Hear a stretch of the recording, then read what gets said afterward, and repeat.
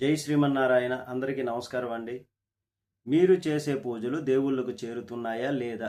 చేరితే కొన్ని సంకేతాలు స్పష్టంగా కనిపిస్తాయి. ప్రతి ఒక్కరు కూడా ఇంట్లో దీపారాధన చేస్తారు, ఇంట్లో పూజ చేసుకుంటారు.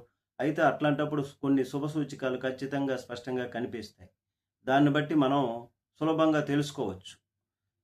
పూజలో కనిపించే శుభ సూచికలు ఏమిటి? పూజ చేసేటప్పుడు పాటించవలసిన నియమాలు ఏమిటి? ఈ వీడియోలో తెలుసుకుందాము. అలాగే ఈ వీడియోకి జై శ్రీమన్నారాయణ కామెంట్ చేసి ఒక చిన్న లైక్ కొట్టండి. షేర్ చేయండి ఫ్రెండ్స్‌కి. అయితే మీ ఇంట్లో పూజ చేసేటప్పుడు తరచూ కొన్ని సంకేతాలు కనిపిస్తూ ఉంటాయి. ఆ సంకేతాలు ఏమిటి అని తెలుసుకుని మనకు మంచి జరుగుతుందా? లేదా చెడు జరుగుతుందా? అని ముందుగానే దాన్ని గ్రహించొచ్చు. అయితే ఇంట్లో పూజ చేసే సమయంలో దేవుని ముందు దీపం వెలిగించేటప్పుడు ఒక్కోసారి మన చేయి కాలిపోతుంది. అయితే అది అశుభం. పూజలో చేయి కాలితే పూజ సమయంలో ఏదో తప్పు చేసినట్లుగా తెలుసుకోవాలి. మరి నిండు హృదయంతో, భక్తి శ్రద్ధలతో, ఏకాగ్రతతో ఆరాధించాలి. ఇంట్లో పూజ చేసేటప్పుడు ఒక్కోసారి మన కంటి నుండి కన్నీళ్లు వస్తాయి. మీరు తెలియకుండా కంటి నుండి కన్నీళ్లు వస్తే ఆ పూజకు మంచి ఫలితం రాబోతుందని తెలుసుకోవాలి. కష్టాలు తొలగిపోతాయి, విజయం సాధిస్తారు ఇక నుంచని అర్థం.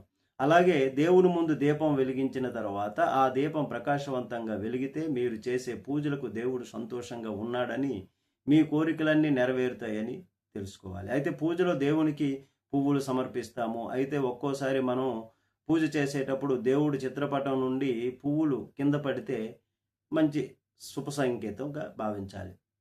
మరి మీరు ఇంట్లో పూజ చేసే సమయంలో దేవునికి పెట్టినటువంటి పువ్వులు అకస్మాత్తుగా కింద పడితే దేవుడు ఆ పూజలకు సంతోషిస్తాడు, అనుగ్రహించాడు. మంచి జరగబోతుంది ఆ ఇంటికి. పువ్వులు దేవతల ఆశీర్వాదంగా భావించాలి. ఇలా దేవుని పటాల నుండి పువ్వులు పడినప్పుడు మీతో ఉంచుకోండి. ఈ పువ్వును ఒక ఎరుపు వస్త్రంలో వేసి అందులోని రూపాయి నాణెం పెట్టి కొన్ని బియ్యం పోసి మూట కట్టండి. ఆ మూటని బీరువాలో పెట్టుకోండి. ఇలా చేయటం వలన ఇల్లంతా ఎల్లప్పుడూ డబ్బుతో నిండి ఉంటుంది. జీవితంలో డబ్బు కొరత అంటే ఉండదు. మరి అలాగే ఒక్కోసారి మనం పూజ చేసేటప్పుడు అకస్మాత్తుగా ఆవలింతలు వస్తుంటాయి. ఇది పదే పదే ఇలా వస్తే అశుభం. పూజలో ఆవలింతలు మొదలైతే మీలో నెగిటివ్ ఎనర్జీ ఉందని తెలుసుకోవాలి. అయితే ఇంట్లో దేవుని పూజ చేసేటప్పుడు నిలబడి దీపారాధన చేయడం, నిలబడి పూజ చేయడం అసలు మంచిది కాదు. ఈ విధంగా పూజ చేయడం వలన మీరు చేసే పూజ ఎటువంటి పుణ్య ఫలితం లభించదు వారికి. కాబట్టి ఇంట్లో నిలబడి పూజ చేయకండి, కూర్చొని మాత్రమే పూజ చేయండి.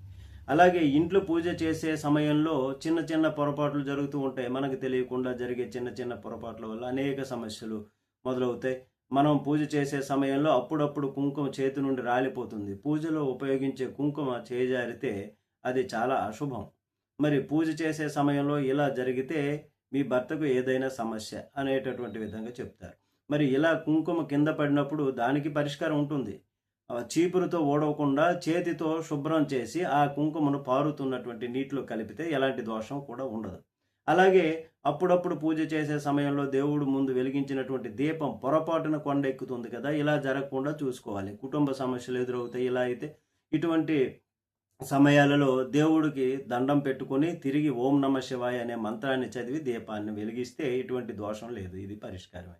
మరి అలాగే ఇంట్లో దీపారాధన చేసేటప్పుడు దీపంలోని ఒత్తులు పూర్తిగా కాలితే, బూడిదైతే మీ ఇంటి పైన దేవుని అనుగ్రహం ఉంది, కోరిన కోరికలు నెరవేరుతాయని తెలుసుకోవాలి. అయితే పూజ గదిలో బల్లి కనిపిస్తే చాలా శుభం.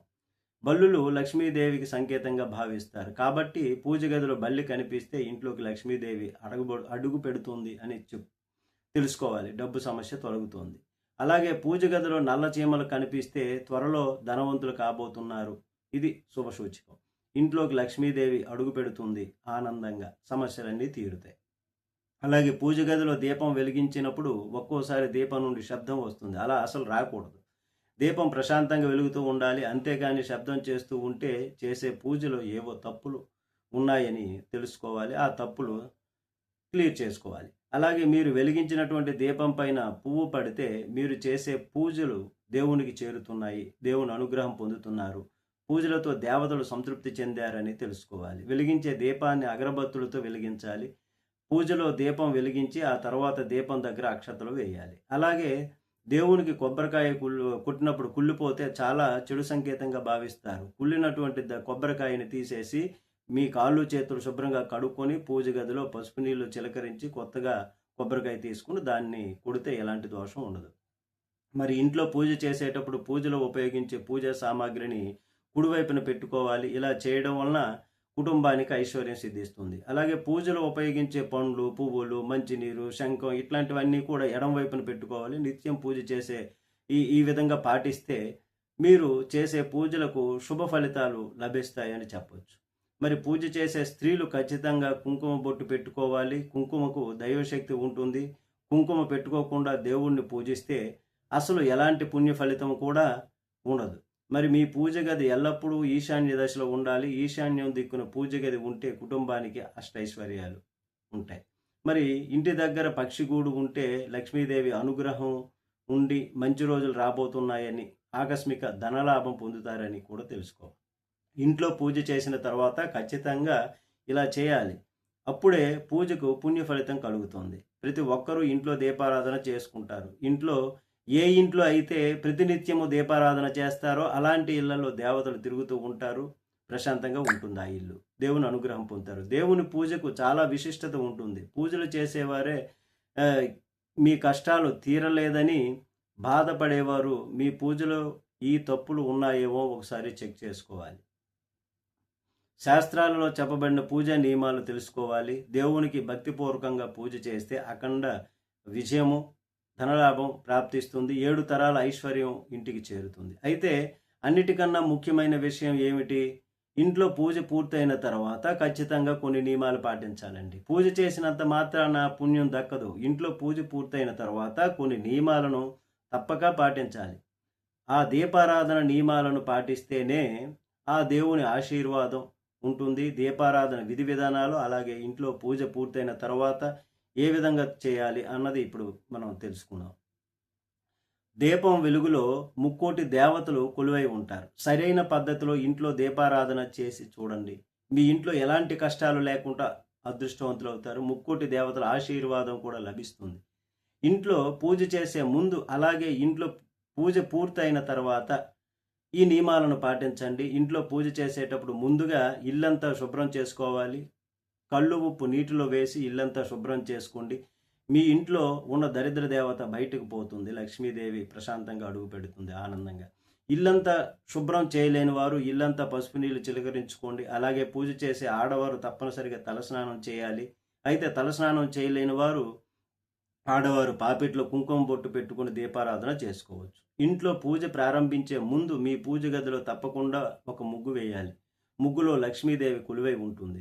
కాబట్టి మీ పూజ గదిలో ముగ్గు వేసి ఇంట్లో దీపారాధన చేసుకుంటే ఇంటికి ఐశ్వర్యాలు చేకూరుతాయి. పూజ చేసే ఆడవారు నైటీలు వేసుకొని దేవుణ్ణి పూజించకూడదు. ఇలా ఎక్కువ చేస్తూ ఉంటారు. చక్కగా చీర కట్టుకొని ఇంట్లో దీపారాధన చేస్తే ఇంట్లోకి లక్ష్మీదేవి స్థిర నివాసం ఉంటుంది. పూజ గదిలో తప్పకుండా రాగి చెంబుతో నీళ్లు పెట్టుకోవాలి. ఎందుకంటే మన ఇంట్లో పూజ చేసేటప్పుడు పూజలో ఉన్న దైవశక్తులన్నీ కూడా ఆ మంచినీటిలో చేరుతాయి. కాబట్టి ఇంట్లో పూజ పూర్తయిన తర్వాత ఆ నీటిని తీర్థంలాగా స్వీకరించి అప్పుడు మాత్రమే దేవుని అనుగ్రహం పొందుతారు స్వీకరిస్తే. అలాగే ప్రతి ఒక్కరూ పూజ గదిలో అక్షతలు ఉండాలి. ఇంట్లో దేవుని పూజ పూర్తయిన తర్వాత అక్షతలను దేవుని ఆశీర్వాదంగా భావించి తలపైన వేసుకొని దేవునికి నమస్కారం చేసుకోవాలి.